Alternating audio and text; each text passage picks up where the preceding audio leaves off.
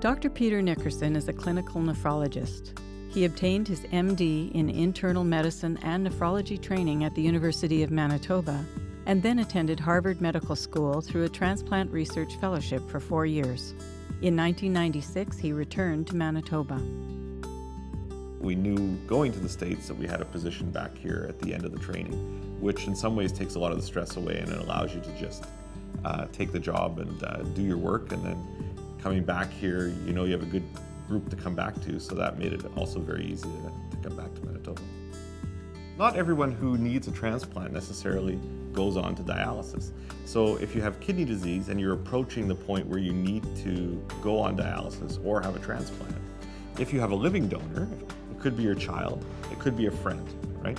Any of those individuals can be a potential living donor for you. So, we look broadly for a living donor, and the reason we do that is we know that if you have a living donor transplant, it's a lot easier. It's more because it's not in a crisis situation. We can time the transplant, we can optimize everything, and because the kidney is out and back in so quickly, the amount of injury that kidney sustains in coming out and going back in is minimal.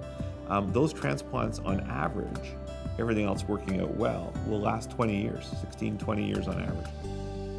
In the case of the deceased donor, it may take longer to find a compatible recipient, and while the kidney is carefully preserved in ice, transplanted kidneys from deceased donors do not tend to last quite as long.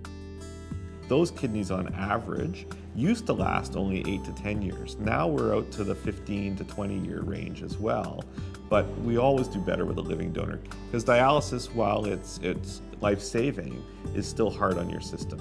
And we know that people, once they're on dialysis, their life expectancy is shorter than if they were to have a kidney transplant. So, for example, a young child on dialysis might expect on average to live another 20 years, but if they have a transplant, their life expectancy would be 30, 40 years. So we're starting to approach normal life expectancy at a young age if you can get a transplant early.